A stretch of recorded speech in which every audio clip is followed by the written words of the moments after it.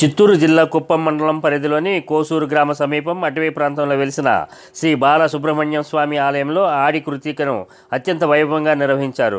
100 ఏళ్ల చరిత్ర కలిగిన ఆలయమని ఆలయ కమిటీ సభ్యులు మణి కనకరాజు తెలిపారు. ఈ సందర్భంగా వారు మాట్లాడుతూ సుమారు 20,000 మంది స్వామివారిని దర్శించుకున్నారని తెలిపారు. ఆలయ అభివృద్ధికి ముఖ్యమంత్రి చంద్రబాబు సహాయ సహకారాలు అందజేస్తామని హామీ ఇచ్చారని తెలిపారు. తమిళనాడు, ఆంధ్ర రాష్ట్రాల నుండి పెద్ద సంఖ్యలో భక్తులు ఆలయానికి తరలివచ్చి మొక్కులు చెల్లించుకున్నారని తెలిపారు. ఈ కార్యక్రమంలో ఆలయ కమిటీ సభ్యులు పాల్గొన్నారు. అటవీ ప్రాంతంలో ఒక ఆహ్లాదకరమైన వాతావరణంలో ఈ అటవీ ప్రాంతంలో ఈ బాలసుబ్రహ్మణ్య స్వామి దేవాలయం ఉంది. ఈ ఆలయానికి సుమారు 100 సంవత్సరాల చరిత్ర కలిగిన ఆలయం ఇది.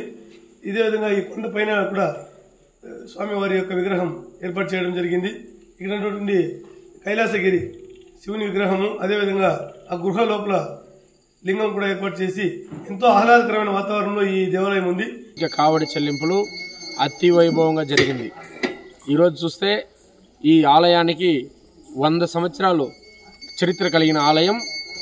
ఈ ఆలయాన్ని గతంలో పెద్దలు ఆనవాయితీగా కావడి చెల్లింపులు, పూల కావడులు, వేల్వేయిట ఇవన్నీ ఆనవాయితీగా చేసుకుని వస్తున్నారు. ఈ ఒక 20 సంవత్సరాలుగా మేము ఇంకా అభివృద్ధి చేసి రోడ్డు కానీ ఈడ కోనేరు ఇంకా డెవలప్మెంటు, ఈ ఆలయానికి విద్యుత్ సౌకర్యం లేదు, రవాణా సౌకర్యం లేదు. కాబట్టి దీన్ని ఒక్కొక్కటిగా స్టెప్ బై స్టెప్ అభివృద్ధి చేసుకుంటూ వస్తే